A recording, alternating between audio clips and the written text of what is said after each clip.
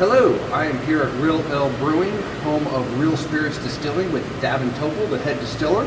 Thanks for having us out. Yeah, thanks for coming out. So we're here to talk to a little bit about what Real Spirits is, and so they know what they want to buy or not. Yeah. All right. So how long has Real Spirits been in business? Real Spirits was first conceived back in 2014. That's when we actually acquired our DSP. We started distilling in 2015, and we put away our spirits for 2 years, and we started selling our spirits in 2017. Okay. So when we first opened up, we were selling made spirit from the get-go. All right. So it's only been about a year that you've been selling it? Actually, just over almost 2 years. Okay. Yeah, almost 2 years. Yeah. Very cool. And how many products are you making? Currently, we're making 2 whiskeys. Okay. The signature whiskey and the double barrel whiskey. So the signature whiskey is, I'll start off with where our whiskey comes from. Our whiskey is actually made from the beers that we've been brewing for over 23 years. The 2 main ones that we focus on are the Devil's Backbone, which is our Belgian triple. Okay. That has a Belgian yeast strain, which adds a little bit of clove flavor and some fruit flavors as well to that whiskey. The other whiskey that we, or beer style that we focus on is the Real Heavy Scotch Ale. So that one is a complex bill of malts that there's about 7 different malts in that beer, and one of those is actually a peated malt. Okay. So it adds kind of a smoky phenolic flavor to the whiskey without being a big peat bomb. It's just a very small amount, and it just adds a smoke complexity to that whiskey. What we're doing here is I'm making whiskey. The brewers are making the beer the way they normally would. They just don't add hops. Okay. I don't really care. And why do they not add the hops to it? I don't care for how hops distill on the back end.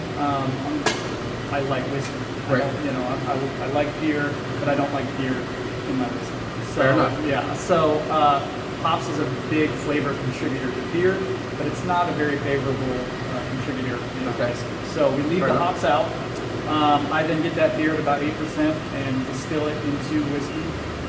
Then each one of those beer styles is they're fermented, distilled, and aged separately. Okay. At the end of the aging process, I'll take those 2 different beer styles, which have now made 2 distinctly different whiskey styles, and I'll mingle them together in a ratio that complement each other's flavor. Okay. So it'd be too simple just to put out 2 different whiskeys, right. Devil's Backbone, so I wanted to complicate things a little bit. Naturally, why not? Yeah, so it makes it more fun that way. Exactly. I wanted to just kind of add the element of blending into our So you said you're making products. 2. Which one's kind of your flagship that you're gonna have people are gonna find most readily? The flagship one is going to be the signature. Okay. So those 2 different whiskey styles that I'm mingling together, that's what makes up our signature whiskey. Okay. And that is going to be available year round. Okay. And the double barrel is simply taking one of those. I find a single barrel, and I harvest that whiskey out of that barrel, and I rebarrel it into typically a wine barrel. Okay. But I'm sourcing my secondary barrels from around the Texas area to give it another texture of the Texas terroir. And so I'm using vineyards like William Chris, Grape Creek Vineyards. I have plans to use other distilleries. A lot of the other distilleries that are making whiskeys here in Texas are good friends of mine. So it just, again, adds another layer of Texas flavor to our whiskey. Yeah, that's a lot of fun. Okay, so you said it's malt, so both whiskeys are 100% malt. Yes. Correct? Yep. Okay. Yep. All right, and right now, currently you can only get it here at the distillery, is that correct? That is correct, but we are going to be distributing here very soon. I'm thinking we should be on shelves. Yeah, we should be on shelves. We're actually going to have a limited release on shelves. I'm not sure if I can share this yet. So I'll leave that. Very soon. Soon, people. Within I'll see this if I first can pry year. it out of them later. If you follow Real Ale Brewing Company's website, you'll be one of the first to know where to find this specialty release on the shelves. But we should be readily available and distributing on most of the shelves in Texas by Q1 of next year. Very cool. And follow us on the Texas Whiskey Festival channels, and we'll do our best to keep you up to date as soon as we can pry it out of you. Right, so we've already talked about what Real Spirits is doing with some of the whiskeys, but let's kind of talk about how did you become a distiller? So I actually lived in Utah for about 12 years. Moved to Texas about 4 years ago, and welcome. Thank you.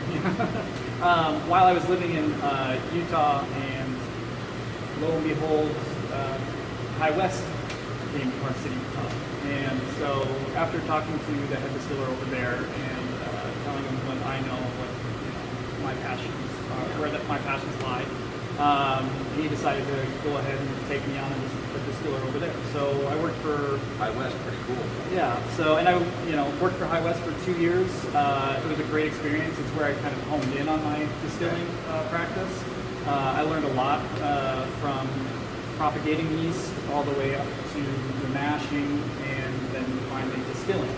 And so, like I said, that's where I really honed in on my distillation kind of practice. So my wife and I became pregnant, and we decided to move closer to her family here in Texas. So we did. When I first moved here, I didn't have a job, but about a month in, I found a job, but wasn't exactly what I was looking for. Right.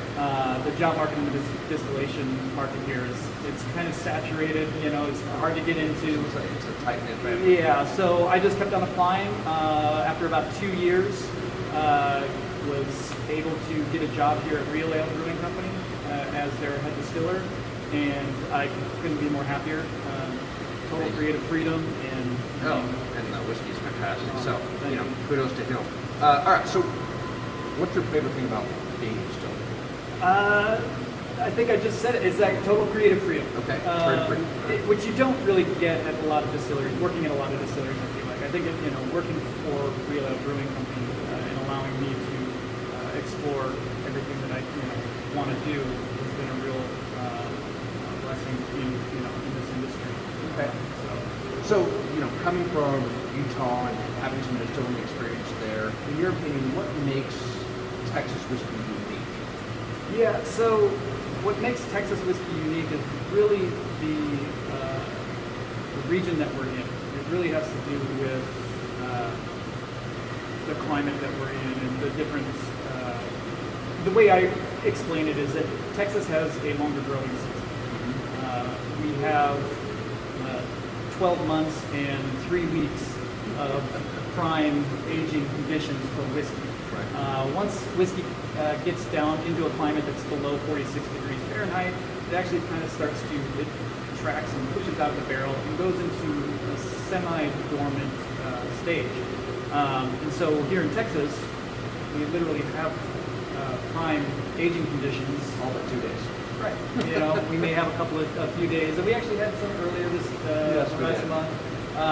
But yeah, a couple of days after that, it'll start to go back into the wood, and it'll continue to age and take on flavor out of those barrels. So I think with the different climates that we have here, it definitely impacts the final flavor of our whiskey here in Texas. All right. So let's say it's been a Monday. It's been one of those Mondays that you've had. You get home. What's your go-to whiskey? My go-to whiskey has always kind of been. The house whiskey is Old Forester, the signature Old Forester. It's just, I really like the flavor, the pastry flavors, and the light vanilla, and it's just kind of one of those dessert bourbons for me. And how do you drink this bourbon? I do drink it neat. Okay. Yeah. And then, it really depends on the mood or whatever, but I definitely like my scotches and things like that. So when you're drinking this Old Forester after a Monday, what's your soundtrack? What music are you putting on? Well, if you couldn't tell by the shirt, I am kind of an outlaw country fanatic. The new outlaw country that's coming about with Sturgill Simpson, Whitey Morgan, and but again, Waylon Jennings and Willie Nelson. I can't deny the old voice. All right. So you don't want to drink your whiskey neat. What's your go-to concept? My go-to cocktail is typically if I'm going to make a cocktail, I typically make something with mezcal. I really love mezcal. All right. I like the complexities that are in mezcal. So what kind of cocktail will you make with mezcal? I'll typically make something that's going to be spicy, along the margarita lines. Okay. With little smokiness and little spiciness. Smokiness, spiciness. I also like to use cucumber. I like to Okay. use a combination of cucumber and jalapeno. So We're going to get a recipe from you, Yeah, and we'll yeah. make it with whiskey instead and share it with everybody. absolutely. All right, so guys, thanks for joining us. Davin, thanks for joining us. Absolutely. Invite you to come out to Real Spirits Distilling, Real Ale Brewing, have some beers, have some of this whiskey. It's fantastic. Until you can get it in stores, just make a trip out to Blanco. It's an easy drive. Thanks for joining us again. This was your shot of Texas whiskey. Thank you.